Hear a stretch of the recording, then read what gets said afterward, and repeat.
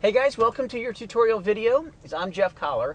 Some of you know me as Mr. Pre-Foreclosure, and we've done hundreds and hundreds of short sales, and I want to talk to you about one of the most important components in the short sale business. That's getting your sellers to say yes. Getting them to say yes to your deal. So with me is my lovely wife, Sophia, and some of you have seen her in some of the other tutorial videos, and my part of the business was always talking to the sellers, and I got very, very adept at it. I've had thousands of conversations with individuals that are in foreclosure. And Sophia, in your part of the business, tell the listeners what your part of our house business entails. Well, Jeff, I always handled all the closings and the title company, setting up the HUDs and getting everything ready and make sure all the numbers worked out to be everything that we were supposed to pay in a closing. Perfect. And collecting the check, by the way. And collecting the check, one of the most important parts of the entire business. Go figure. She does that, right? So the other part of the business is getting the deal to come in. So let's talk about how to have a conversation with a debtor that's in foreclosure. And remember, this house is over-financed. It's over-leveraged. They have stopped making the payments, and it's headed to foreclosure. There's no way they're going to sell this house on their own because it's 20% over market value. So you've got a seller that wants to sell their house, and basically they want cash. Well, we can't do a short sale and pay the seller any money, so that doesn't work. But there's this very specific way on how you talk to them. The next personality is a seller that wants to sell their house, but they don't want any cash. Then you've got the third personality, a seller that doesn't want to sell their house. Of course, they wouldn't be a seller if they didn't want to sell their house, but a debtor, I should say, that doesn't want to sell their house. Then you've got number 4 is a person that doesn't trust you, and number 5 is a person that's basically given up. You know, you've got to get compliance from the homeowner with the short sale package. So, got to have an individual that's willing to comply and help you put that together. We're going to go visit Wayne. Wayne's been in my system now for a couple of years, right? Yep. And Wayne's made about $750,000 in about a year and a half of doing these short sale deals. And the reason that he's done so well for himself, frankly, is because he's gotten really adept at talking to these sellers. I mean, he is really, really great at it. He's very trustworthy. He's got a great aura about him in his conversations, and more importantly, guys, he's mastered. We're at the ale house, right? Mm-hmm. Okay, so we're going to go talk to Wayne and drink a little ale at the ale house while we talk about sellers and show you guys how this works. So it's going to be a lot of fun today. But Wayne has gotten really, really adept at talking to these sellers, because he's basically memorized the right things to say to these guys whenever he's talking to them. So as we go in, we're gonna share with you about the 5 seller personalities, what you should say to these individuals if they've got one of those personalities. I know what you're thinking. Some people in foreclosure have multiple personalities, but no, they don't. They only have 5. And I'm gonna show you how to conquer those in this tutorial video. So let's go. You ready to go talk to Wayne? I sure am. Alrighty. See you inside.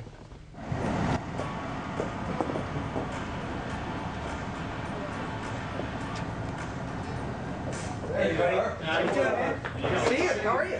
Real good, man. Excellent. Good. Hey, how are you? Good to see you. How are you doing? Hi, Natalie. Nice to meet you. Sophia, have you met Natalie? No.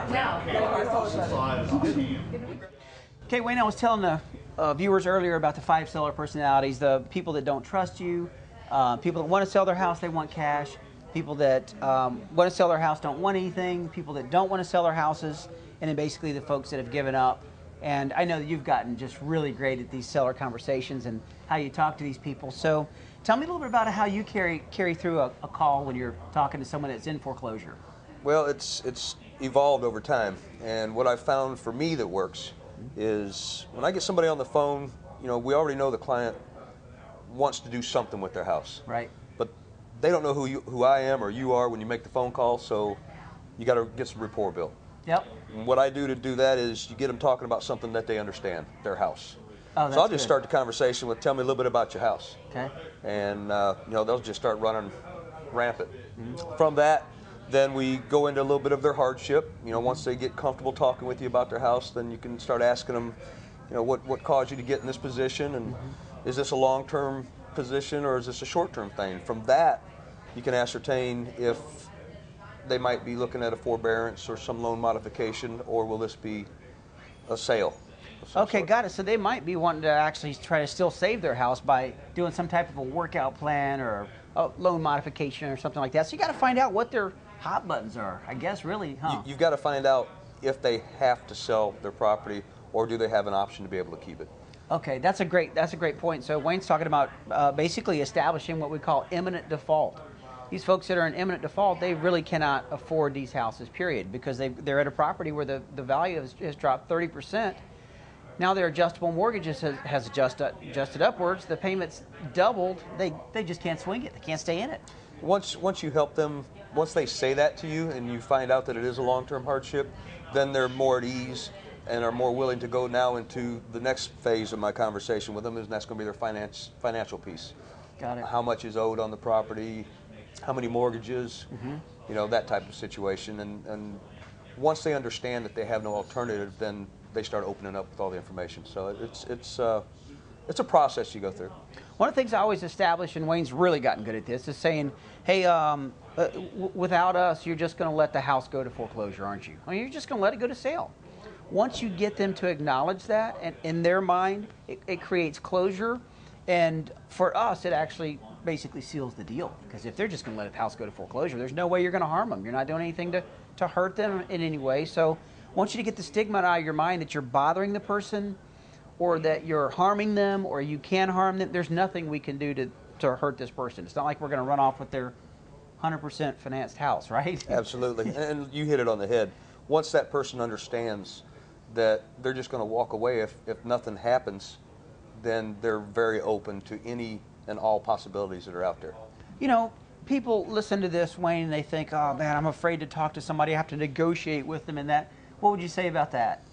Is there any negotiation on this?